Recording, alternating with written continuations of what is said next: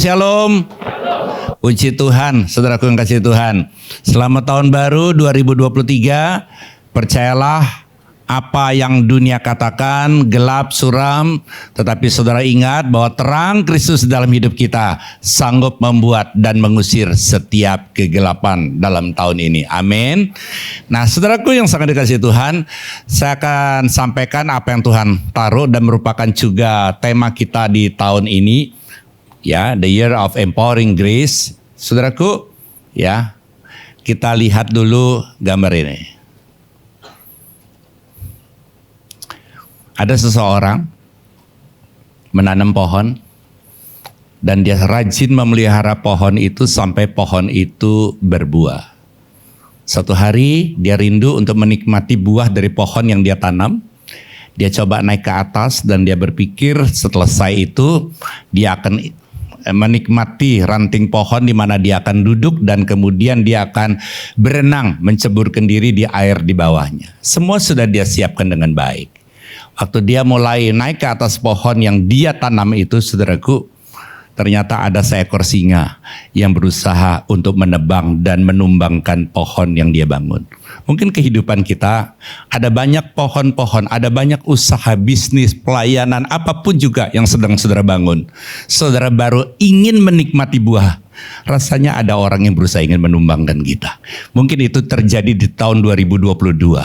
Ada banyak hal yang rasanya kita ingin akan dinikmati, tetapi sepertinya ada orang yang gak suka pada kita, berusaha menebang.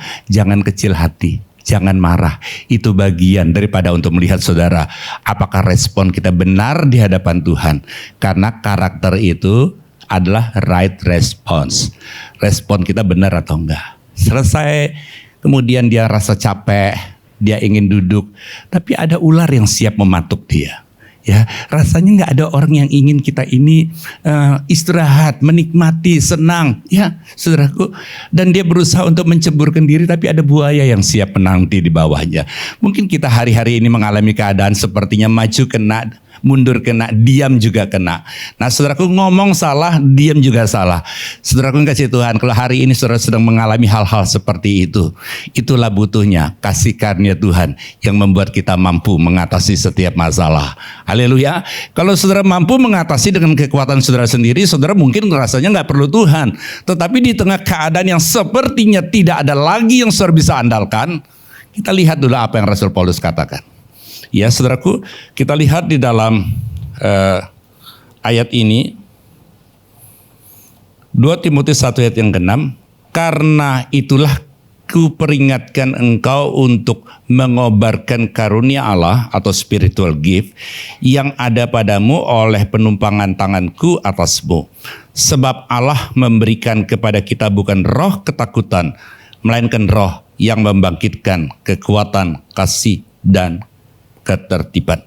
Nah, kalau saudara lihat di sini, Rasul Paulus itu selalu berusaha untuk mengingatkan manusia itu mudah lupa.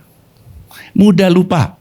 Jangankan tahun lalu, ya, dengar khotbah saja sampai di tempat parkir udah lupa apa yang disampaikan tadi. Ya, saudaraku, jadi harus senantiasa, karenanya ada kitab Kejadian, ada kitab Ulangan. Saudaraku, jadi kalau saudara selalu dengar khotbah yang sepertinya diulang-ulang untuk mengingatkan kita apa yang perlu diingatkan, supaya kita mengobarkan. Katakan bersama saya, mengobarkan. Apa yang dikobarkan? Karunia Allah. Nah, saudaraku, mengobarkan ini punya satu pengertian. Yang pertama adalah mengaktifasikan. Kalau saudara terima kredit card dari bank, taruhlah itu tanpa batas misalnya, kartu itu hanya sebagai kartu biasa yang tidak beda dengan kartu nama kalau saudara tidak aktifasikan. Ya, saudaraku, setelah diaktifasikan, arti mengobarkan itu adalah memberdayakan. Ya, saudaraku, setelah diberdayakan, yang ketiga adalah perlu diimpartasikan. Artinya karunia yang ada dalam hidup saudara perlu saudara transferkan, impartasikan. Ya, saudaraku, lewat penumpangan tangan dan seterusnya. Sehingga apa? Sehingga hidup saudara bukan cuma diberkati, diberikan karunia, tapi menjadi saluran berkat sehingga orang lain pun juga diberkati. Lalu langkahnya apa saja Pak? Yang pertama saya sebut dengan 3P. P yang pertama adalah pelajari. Saudara tidak pernah tahu sesuatu apapun juga kalau saudara tidak pelajari. Yang pertama pelajari. Setelah saudara pelajari, yang kedua P, yang kedua percayai. Seringkali kita sudah belajar, kita baca Alkitab tapi kita nggak percaya. Ya, dongeng itu dulu zaman Kisah Para Rasul, sekarang udah beda, sudah nggak relevan lagi. Percayai. Yang ketiga, P yang ketiga, praktekkan. Karunia itu perlu dipraktekkan. Tadi Bapak Gembala kita Pak Arifin sudah sampaikan, saya mau titip 2 saja yang Yesus lakukan. Ya, untuk saudara bisa praktekkan. Yang pertama adalah doakan orang sakit. Banyak kali kita merasa kita nggak punya karunia itu. Kalau panggil gembala komsel atau bapak gembala atau bawa ke gereja kalau ada KKR. Setiap saudara, kalau saudara percaya bahwa saudara punya karunia itu, praktekkan, doakan. Yang mau bisa katakan amin? Jangan saya Pak, saya ini kan jemaat biasa. Setiap saudara punya karunia, ya, praktekkan. Yang kedua, praktekkan apa? Usir setan dalam nama Yesus. Yang mau bisa katakan amin? Ya saudara, jangan Pak, setan jangan diganggu Pak. Kalau diganggu kita Pak. Kalau kita nggak apa-apain, kita aman Pak. Siapa bilang? Begitu saudara percaya kepada Yesus, pada saat itu saudara sedang menabuh genderang perang dengan setan. Kenapa? Setan berusaha untuk membawa saudara kembali ke dalam hidupmu yang lama. Jadi hari ini saudaraku, saya mau katakan bahwa karunia itu harus dipelajari, percayai, praktekkan. Ya, saudaraku. Di sini Rasul Paulus ingatkan ayat yang ke-7, sebab Allah memberikan kepada kita bukan roh ketakutan. Jadi ketakutan itu adalah satu spirit. Betul, kita ini manusia bisa punya rasa takut, itu perlu. Kalau saudara nggak punya rasa takut, saudara mau berangkat ke gereja, saudara nggak periksa kompor udah dimatiin belum? Udah, Tuhan pasti jaga. Rumah udah dikunci belum? Ya, mobil, ya motor sudah dikunci stangnya belum? Ya kan? Mobil gimana, udah dikunci belum? Saudara kalau nggak punya rasa takut, aman. Tuhan itu pasukan malaikat menjaga. Bukan, ada bagian yang perlu saudara dan saya kerjakan. Cuma jangan izinkan rasa takut itu mencengkeram hidup kita sehingga melemahkan iman kita. Nah, saudaraku yang kasih Tuhan, lalu dikatakan di sini, melainkan roh yang membangkitkan. Yang pertama adalah kekuatan. Jadi Tuhan berikan kepada kita itu kekuatan. Ya, langsung saja ke ayat selanjutnya. Ayat 17. Maka janganlah kau katakan dalam hatimu, ngomong dalam hati loh, bukan diucapin, bukan dicerita ke sana ke sini, baru dalam hati. Kekuasaanku dan kekuatan tanganku lah yang membuat aku memperoleh kekayaan ini. Tetapi haruslah engkau ingat kepada Tuhan Allahmu, sebab Dialah yang memberikan kepadamu kekuatan untuk memperoleh kekayaan, dengan maksud meneguhkan perjanjian yang diikrarkannya dengan sumpah kepada nenek moyangmu seperti sekarang ini. Saya teringat ada seorang ibu mengadakan komsel di rumahnya. Lalu ibu itu bersaksi.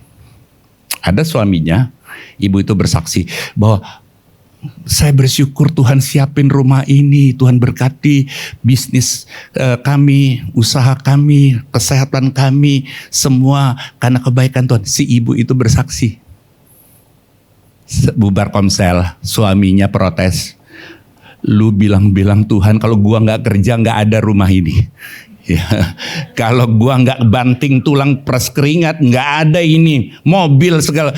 Jadi saudaraku, suaminya merasa semua itu ada karena kekuatan. Tapi saya mau katakan hari ini, kalau kita boleh diberkati, kalau kita diberikan kesehatan, kalau saudara boleh ada dalam ruangan ibadah ini, semua karena kebaikan dan kekuatan daripada Tuhan. Haleluya saudaraku. Kenapa? Karena hari ini pada saat yang sama ini ada banyak orang ingin ke gereja tapi harus terbaring di rumah sakit. Hari ini ada banyak orang ingin ke gereja tapi karena fisik tidak memungkinkan dia bisa ibadah di tempat ini. Saya mau katakan saudaraku, kekuatan daripada Tuhan itu sangat kita butuhkan, ya. Yang pertama, kekuatan untuk memperoleh berkat. Kekuatan apa? Karena seringkali kita berdoa begini, Tuhan berkati saya. Kok berkatnya nggak datang-datang Tuhan? Kok nggak ada tiba-tiba orang kasih uang atau kasih pekerjaan? Saya mau katakan saudaraku, kekuatan itu diberikan kepada kita tergantung bagaimana kita menggunakan kekuatan itu. Untuk apa? Untuk bekerja. Kekuatan untuk apa? Untuk mengelola dan seterusnya. Yang kedua, kekuatan untuk berdiri tengah badai kehidupan. Ada banyak orang nggak kuat menghadapi hidup ini. Ya saudaraku, ada banyak orang berani mati tapi nggak berani hidup. Berani menghadapi kenyataan hidup. Saudaraku, hidup ini perlu dihadapi. Ada banyak hal yang tidak bisa saudara pilih. Tetapi kalau saudara bergantung kepada Tuhan, yang saudara tidak harapkan terjadi dalam hidup saudara, saudara tetap bisa kuat. Ya saudaraku, pada tanggal 16 Oktober saya buka agenda saya. 16 Oktober 2022 saya khotbah di tempat ini. Tanggal 16 hari Minggu. Besoknya saya terbang ke Jakarta untuk operasi. Kenapa? Karena dokter memvonis saya mengidap kanker ganas. Ya saudaraku yang kasih Tuhan. Kata kanker itu saja mengerikan.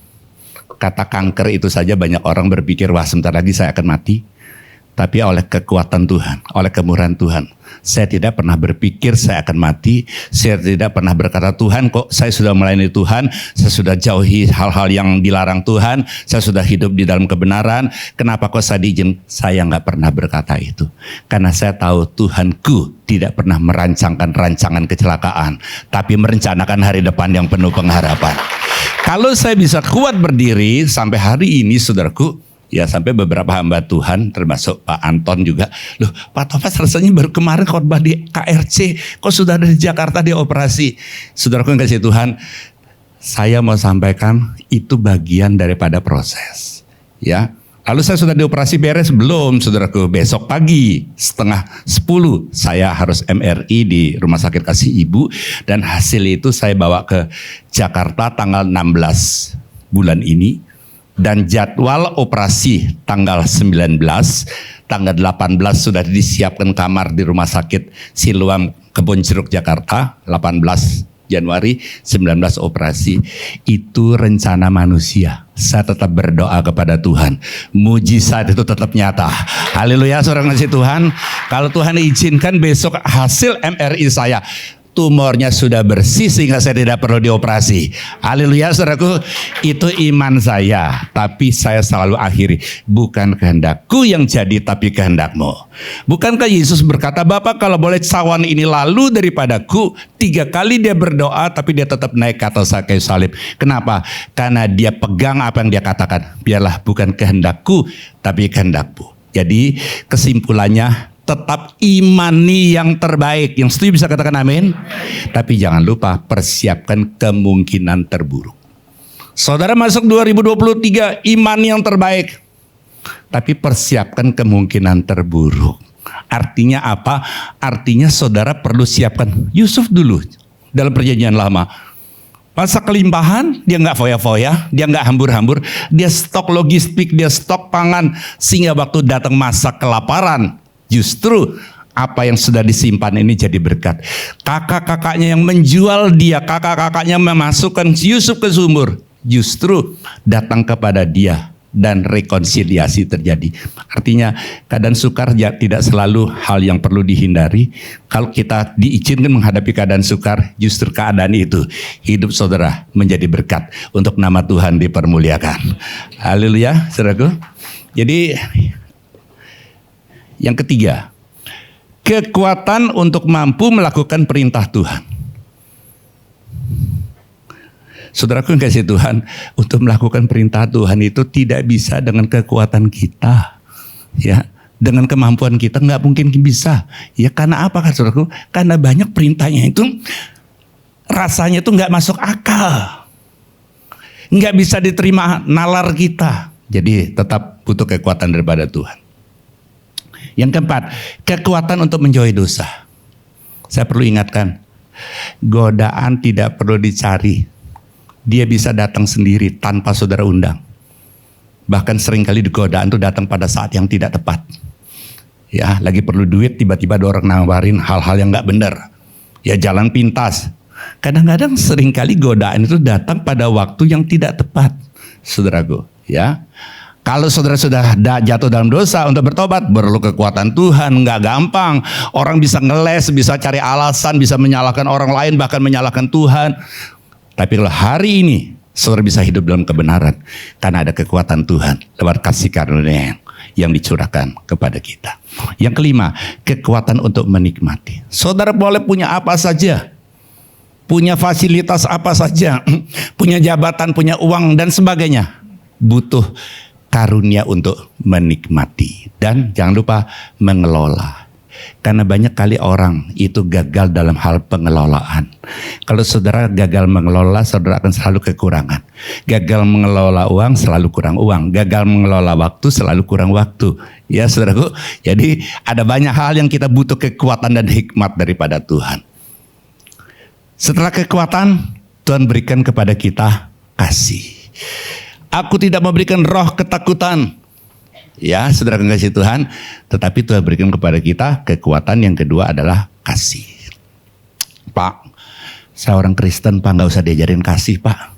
Saudara pun kasih Tuhan, saya mau ajak kita untuk melihat kasih yang bagaimana yang ada pada kita.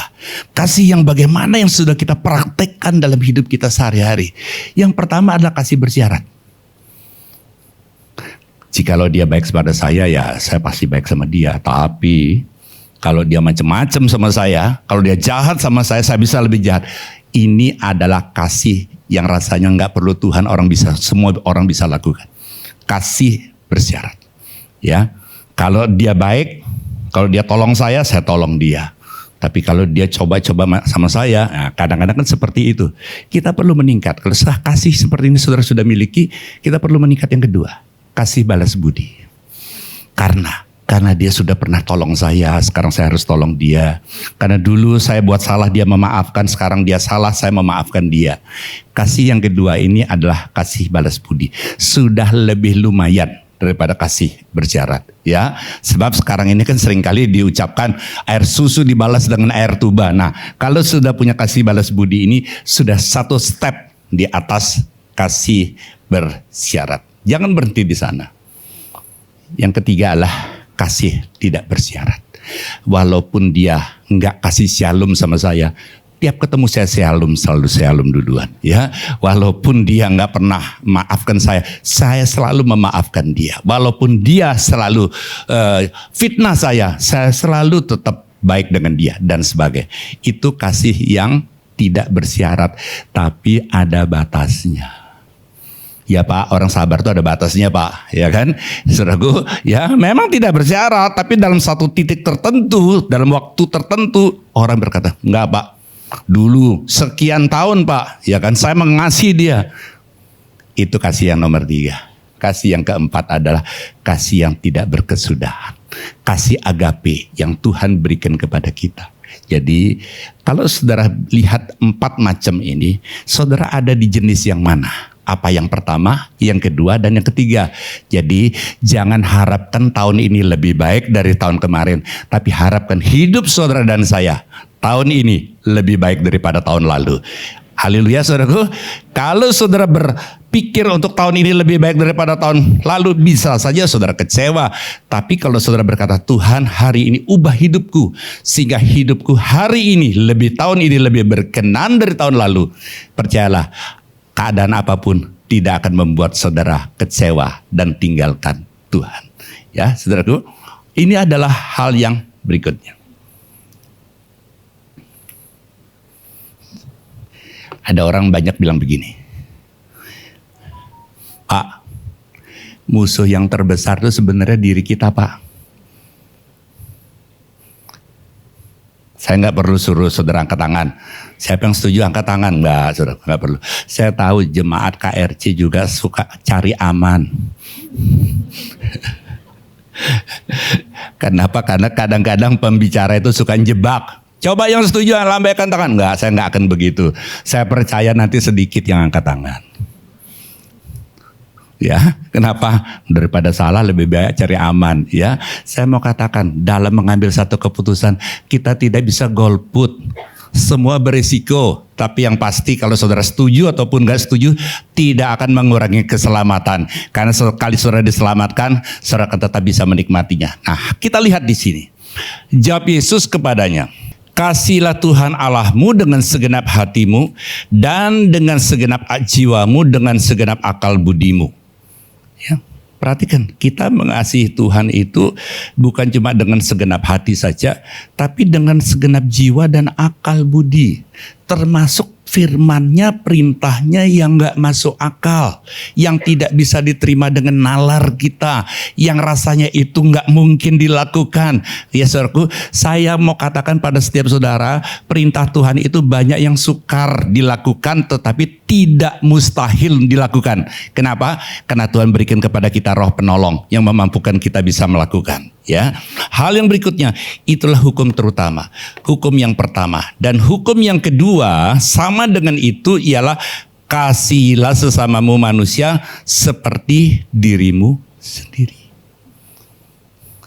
Kasihilah sesamamu manusia seperti dirimu sendiri. Jadi kalau saudara tidak bisa mengasihi diri kita karena musuhnya adalah diri kita sendiri, bagaimana saudara mau mengasihi orang lain? Dan seringkali masalah ini muncul sebenarnya karena kita belum bisa berdamai dengan diri kita sendiri. Sehingga kita sulit sekali untuk memberi apresiasi pada orang lain. Sulit sekali memuji ataupun mengakui kelebihan orang lain. Karena kita belum beres dengan diri kita sendiri.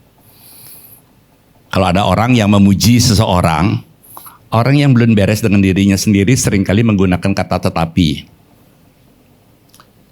Hebat ya, pelayanannya luar biasa ya. Hebat sih, hebat Pak, tapi nah seringkali kan begitu. Ya. Dia baik loh, banyak nolong orang. Benar baik, banyak nolong orang, tapi nah saudaraku, seringkali ada masalah itu rasanya nggak bisa untuk mengakui kelebihan orang lain. Orang yang tidak bisa menerima atau belum berdamai dengan dirinya sendiri, ada 3 hal yang perlu kita perhatikan. Yang pertama adalah suka membandingkan dirinya dengan orang lain. Dia hebat ya, dia cakep ya, dia banyak duit ya, jabatannya luar biasa ya. Nah saudara kok kasih Tuhan, jangan bandingkan diri kita dengan orang lain. Ya, sehingga ada lagunya ojo dibanding-banding ke, ya kan saudaraku, ya, yang lagi viral itu, ya mesti kalah. Kenapa? Karena setiap orang itu punya kelebihan. Dan yang kedua, untuk berdamai dengan diri sendiri, jangan berfokus dengan kelemahan dan apa yang tidak saudara miliki. Kalau saudara berfokus dengan kelemahanmu, kegagalanmu, dan apa yang tidak saudara miliki, saudara akan selalu menyalahkan diri. Bahkan saudara mungkin menyalahkan orang tua. Dia enak loh, dia warisannya banyak. Dia enak loh, banyak yang nolong dia. Dia enak loh, dekat dengan Mbak Gembala. Nah saudaraku, kalau saudara berfokus dengan apa yang saudara tidak miliki, saudara akan selalu membenci keadaan. Tapi saya mau katakan hari ini, setiap saudara, sejelek apapun saudara, sebodoh apapun saudara, setiap kita punya kelebihan yang tidak dimiliki oleh orang lain. Karena itu tadi Pak Arifin sudah sampaikan, karunia-karunia. Ada orang yang punya karunia memberi, karunia menasehati, karunia memberikan satu dorongan dan semangat. Ayo temukan dalam hidup kita. Saya sangat percaya itu yang akan membuat kita bisa menjadi berkat buat orang lain di sekeliling kita. Ya, jadi yang kedua adalah kasih. Yang ketiga, Tuhan berikan kepada kita ketertiban. Nah, saudara yang kasih Tuhan, ketertiban. Kalau dalam Alkitab bahasa Inggris digunakan istilah self-discipline. Disiplin diri sendiri. Kita sangat mudah untuk keras pada orang lain, tegas pada orang lain, tapi seringkali kita lembek, lemah dengan diri kita sendiri. Saya mau katakan, dan membuat hidup kita tidak tertib. Salah satu contoh orang yang gak tertib itu suka jam karet. Ya saudara kasih Tuhan, salah satunya. Ya, gak tertib yang lain contohnya apa? Ambil barang di mana, naruhnya sembarangan. Gak tertib. Saya mau katakan orang yang hidupnya gak tertib sering ketemu masalah yang sebenarnya tidak perlu terjadi dalam hidupnya. Saya kasih contoh sederhana. Saudara pulang kunci kontak mobil, saudara lewat meja makan taruh di meja makan, lewat di ruang tamu taruh di ruang tamu. Kadang-kadang saudara langsung ke kamar, ke toilet cuci tangan, kunci taruh aja di toilet. Nanti nyarinya bingung. Di mana? Papa taruh di sini loh. Nanti kemudian salahkan kamu yang mindahin. Saudara akan salahkan orang rumah, saudara capek, buang-buang energi, buang perasaan saudara. Kenapa? Karena hidup kita nggak tertib. Coba saudara taruh di tempat yang tertib. Oh, di tempat gantung kunci mobil di sini. Ya udah, taruh di situ. Itu memperkecil, saudaraku yang kasih Tuhan, buang-buang energi dalam hidup ini. Ya, saya sangat yakin dan percaya, begitu juga kalau saudara dalam pelayanan, hidupnya tertib. Disuruh datang jam sekian, ya datang jam sekian. Disuruh harus doa dulu, ya doa dulu. Disuruh puasa, ya puasa, dan sebagainya. Saya percaya ketertiban itu adalah sesuatu yang luar biasa. Dan saya mau tambahkan sedikit, meskipun jamnya sudah, saya minta tambah 1 menit lagi.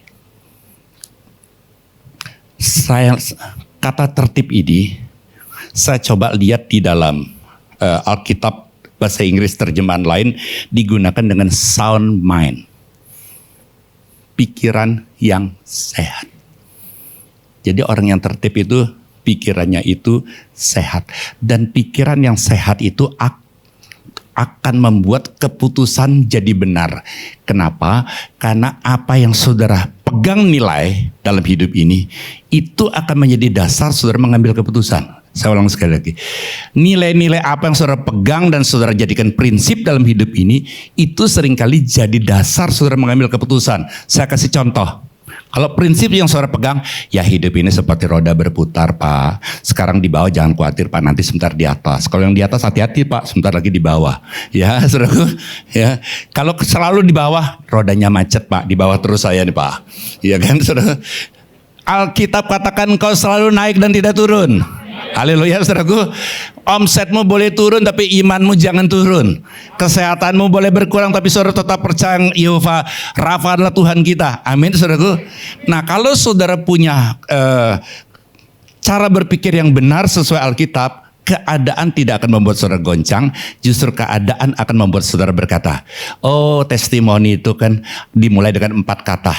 Tes, TEST. Jadi tes-tes dalam hidup ini Tuhan izinkan untuk membuat testimoni, kesaksian untuk nama Tuhan dipermuliakan. Haleluya, saudaraku. Ayo bangkit berdiri. Saudaraku kasih Tuhan, jadi jangan takut dengan masalah. Apa kata orang 2023 gelap dan suram. Karena roh yang di dalam kita jauh lebih besar daripada roh yang di dunia ini.